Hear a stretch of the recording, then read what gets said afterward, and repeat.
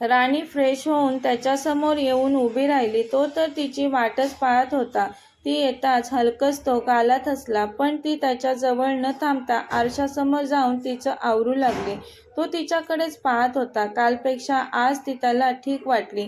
ती मनातून तिच्यासोबत काय घडलेलं ते विसरली नव्हती. तो तिच्याजवळ होता म्हणून ती शांत झालेली. तिची भीती थोडी कमी झालेली. तो तिच्या जवळ येऊन जाऊया खाली विचारतो तिला. ती खाली मान घालून हो म्हणते. दोघेही सोबत हॉलमध्ये आले. दोघांना एकत्र बघून राणीच्या चेहऱ्यावर पदर नाही ते पाहून सम्राटच्या काकीला खूपच आनंद झाला. पण सम्राटची आत्या तोंड वाकडं करत टोमणा मारत म्हणाली, घरच्या सुनबाईने लवकर उठायचं असतं. हे तुझं सासर आहे. सम्राट आणि राणीचं नातं नवरा बायकोचं असलं तरी सम्राट राणीला पसंत करत नाही हे माहीत होतं आत्याला. पण आता त्या दोघांना सोबत पाहून आत्याच्या मनात चालू झालं, आज सम्राट हिच्यासोबत कसा? तोही चांगल्या मूडमध्ये दिसतोय. सम्राट धारदार शब्दात म्हणाला, आत्या, तुझं काय काम होतं का राणीकडे?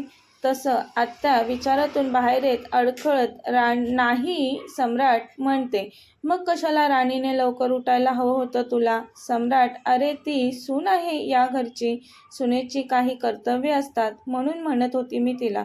आत्या, तू प्रेमाने शिकव तिला, असे टोमण्यात नको बोलू. तसंही तिची तब्येत ठीक नाही आहे कालपासून.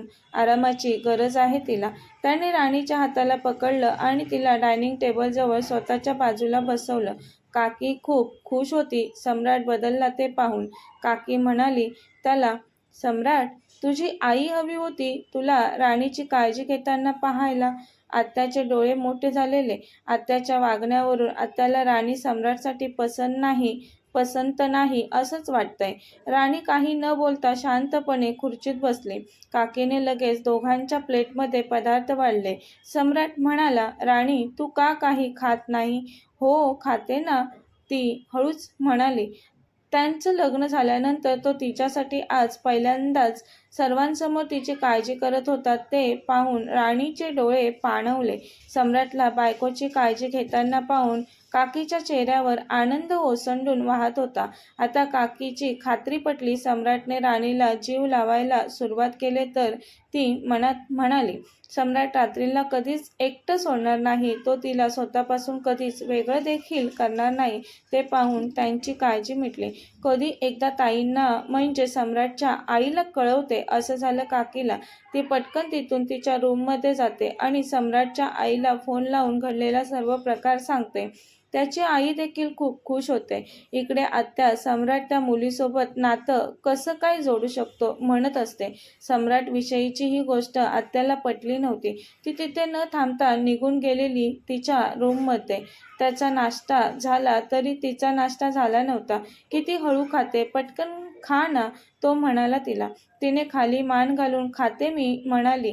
तो तिच्या हनुवटीला हात लावत हळूवार तिचा चेहरा वर करतो. तिचे डोळे पाण्याने काठोकाठ भरलेले ते पाहून तो तिला विचारतो, राणी, काय झालं? डोळे का पाण्याने भरलेत तुझे? ती चेहऱ्यावर हसू आणत मान हलवत इशाऱ्याने काही नाही म्हणते. तेवढ्यात तिथे काकी परत आली. अगं राणी, तू आज कॉलेजला नाही गेली? आज कॉलेज आणि ऑफिसला सुट्टी घेतलीस का तू? तशी राणी गडबडली. कालच्या ऑफिसमधल्या आठवणीने तिच्या कपाळावर घाम जमा झाला.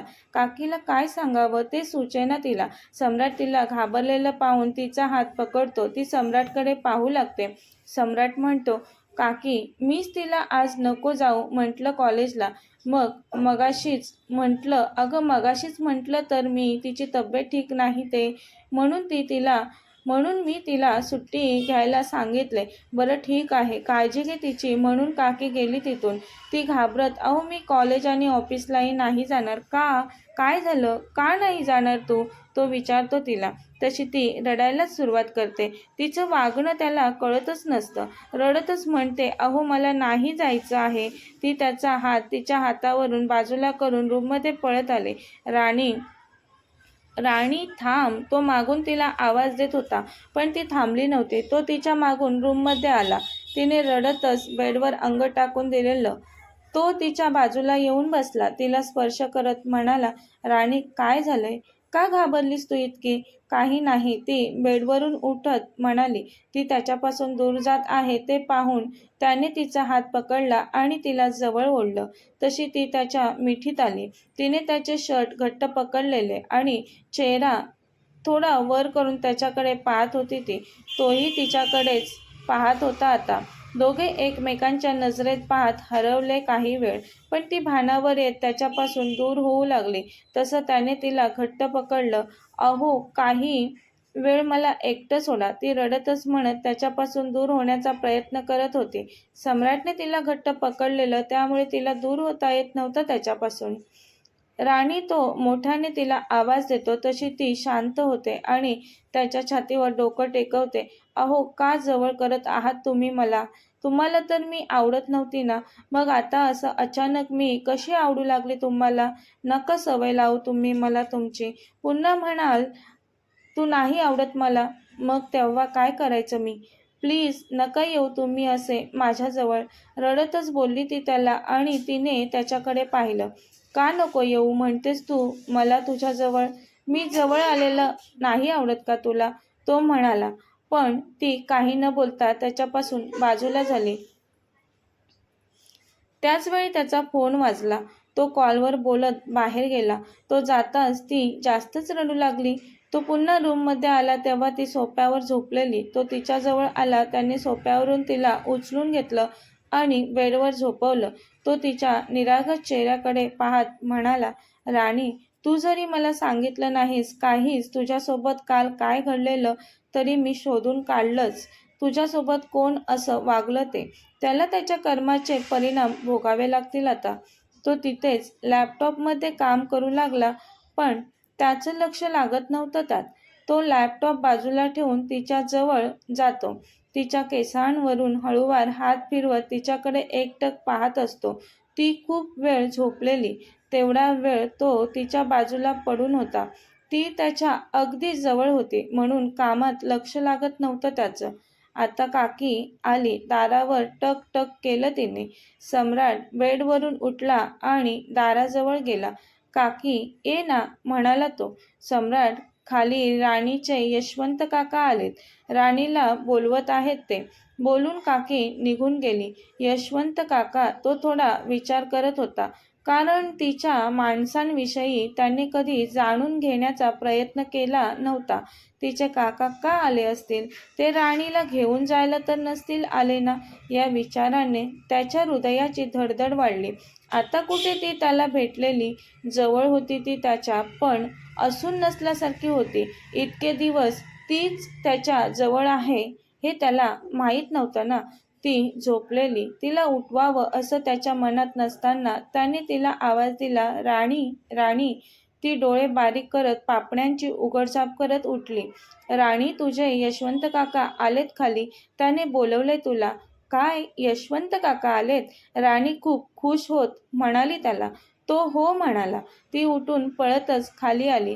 ती झोपेतून तशीच उठून खाली आलेली तिचा चेहरा पाहून काका म्हणतात, राणी, तुझी तब्येत ठीक नाही का? असा का दिसतोय तुझा चेहरा? काका, मी झोपलेली म्हणून. मी ठीक आहे. तुम्ही कसे आहात? काका, काकी नाही आली का?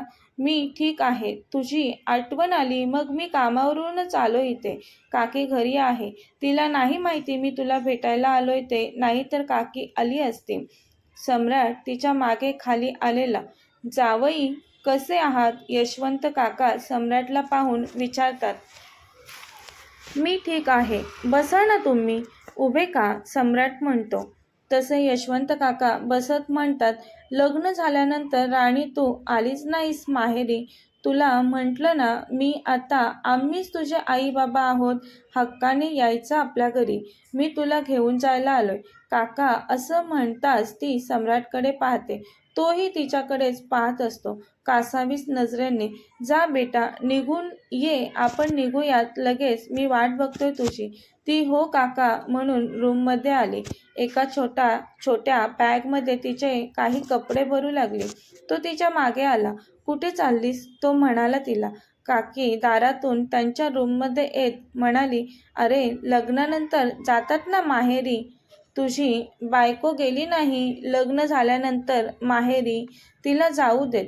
तुला यातलं काही माहिती नाही म्हणून मी तुला सांगायला आले बघ. तू खाली न थांबता निघून आलास रूममध्ये ते पाहिलं मी. काकी नाही जाता येणार तिला. आज आमच्या दोघांना खूप इम्पॉर्टंट काम आहे त्यामुळे बाहेर जायचं आहे मला. तसंही तिच्या आईबाबांनी यायला हवं होतं तिला घेऊन जाण्यासाठी. तिचे काका का आले तो बोलतो. सम्राटला तर तिच्याविषयी काहीच माहिती नव्हतं.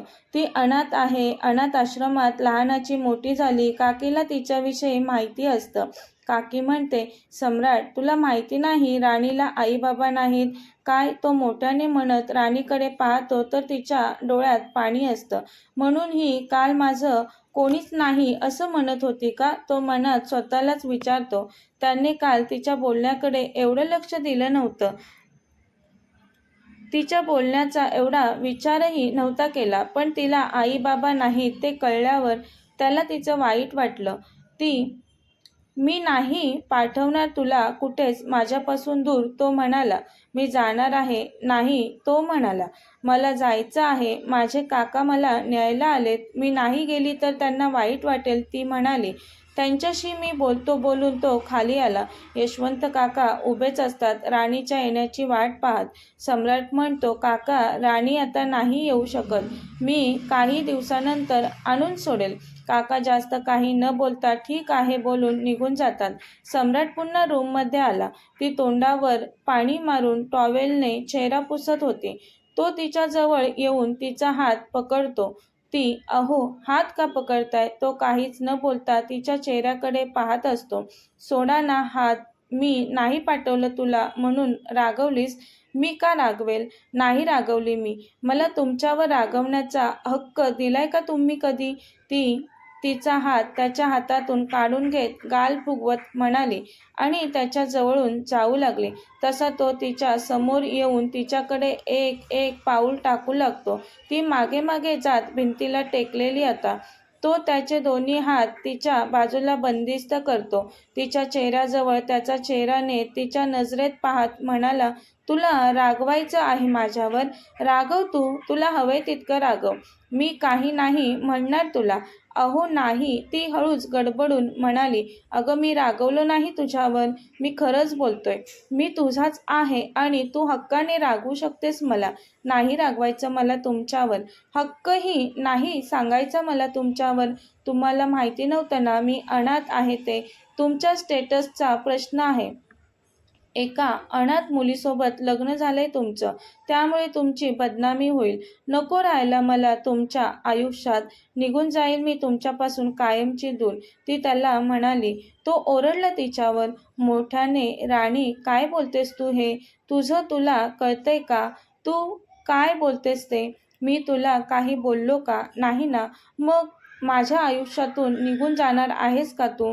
तो तिला एकदम खेटून उभा राहून अतिशय रागाने तिच्याशी बोलत होता. त्याचा श्वास तिला जाणवत होता. दोघांनाही एकमेकांच्या श्वासाची वाढलेली गती जाणवत होती. तू आता माझी आहेस. फक्त माझीच राहशील तू. माझ्यापासून दूर जाण्याचा प्रयत्न सुद्धा करायचा नाहीस. कळलं का तुला. रागाने लालबुंद झालेला तो. त्याचा रागीट चेहरा पाहून ती पटकन त्याच्या मिठीत शिरली. हळूच धारीट करत म्हणाली त्याला, अहो. तो म्हणाला. अहो लग्नाच्या पहिल्या दिवशी तुम्ही मला काय म्हणालेलात आठवते का तुम्हाला. तो काय म्हणालो विचारतो तिला. नाही आठवत ना काही आता. कसं आठवेल ना. तुम्हाला नसेल आठवत तरी मला तुमचा प्रत्येक शब्दनशब्द आठवतोय. आपल्यात काही संबंध नसणार आहे असं म्हणालेला तुम्ही.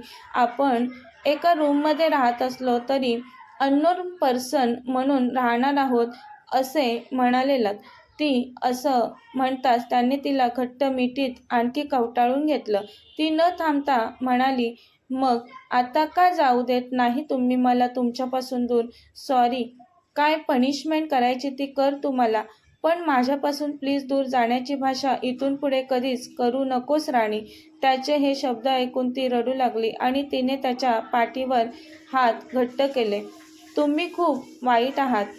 रडवेल्या आवाजात मोठ्याने म्हणाली ती. मला नाही राहायचं तुमच्यासोबत. मला जाऊ द्या. त्याला घट्ट मिठी मारत होती आणि मला जाऊ द्यात असंही म्हणत होती. तिचे हे नखरे बघून त्याला तिच्यावर हसूच आलं.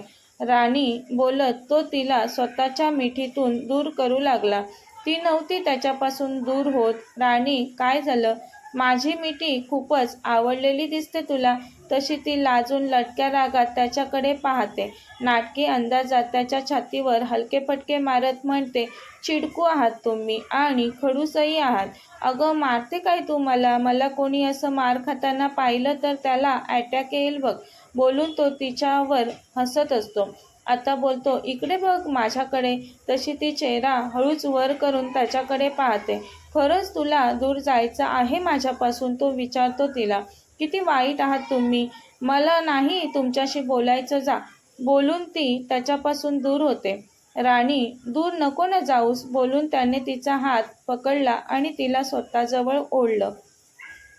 प्रेमाने तिच्याकडे पाहू लागला. तुम्ही असे काय पाहत आहात माझ्याकडे? ती विचारते त्याला. आता बोलताना तिचे शब्द घशात अडखळत होते. तो मात्र तिच्याकडे खूपच प्रेमळ नजरेने पाहत तिच्या जवळ येत होता. ती थरथरत्या ओठांनी अहो असं म्हणाली. तिच्या हाताच्या मुठी आपसूक आवळल्या गेल्या आणि डोळे मिटले. त्याने अतिशय मादक आवाजात तिच्या कानाजवळ म्हटलं, आय लव्ह यू राणी. त्याच्या ओठांचा हलका स्पर्श तिच्या कानाच्या पाळीला झाला. तशी एक सळसळती वीज तिच्या शरीरातून गेली. तो तिच्यापासून लांब झाला. तो बेडवर जाऊन बसला. ती अजून तिथेच उभी होती. तो तिच्याकडे पाहून मिश्किल हसून तिला चिडवत होता. ती सोफ्यावर जाऊन बसते आणि बॅगमधील एक पुस्तक काढून वाचू लागते. दुसऱ्या दिवशी आई बाबा आल्याचं कळताच ती आईला भेटण्यासाठी त्यांच्या रूममध्ये येते. आई, तुम्ही आलात? कशा आहेत मावशी? ती ठीक आहे आता. आई म्हणते तिला. सम्राट तुझी काळजी करू लागलाय ना राणी? त्याच्या काकीने मला कॉल करून सांगितलं सगळं. मला किती आनंद झाला तुला शब्दात नाही सांगू शकत मी. राणी, ये बस माझ्याजवळ. सांग मला सम्राट कसा वागतो तुझ्याशी ते. आई, हे माझ्याशी चांगलं वागतात आता. तुला काही प्रॉब्लेम असला, सम्राटने तुला त्रास दिला तर मला लगेच सांगायचं बरं का. आणि तू कॉलेज ऑफिसला नाही गेली. तुझी तब्येत ठीक नाही ते कळलंय मला. सम्राटने डॉक्टरांकडे नाही नेलं तुला. आई, मी ठीक आहे आता. आई, मी काही वेळ तुमच्या रूममध्ये बसू? अगं, त्यात विचारते काय. तुला इथे बसून छान वाटत असेल तर बस, आई म्हणाली तिला. ती आईच्या रूममध्ये बसली आणि तिथेच टेबलवर असलेलं पुस्तक वाचू लागली. सम्राट त्यांच्या रूममध्ये तिची खूप वाट पाहत असतो. कुठे गेली ही, तो स्वतःशीच म्हणतो. आजही ऑफिसला जाण्याचा त्याचा मूड नव्हता. त्यामुळे घरूनच काम करणार होता तो.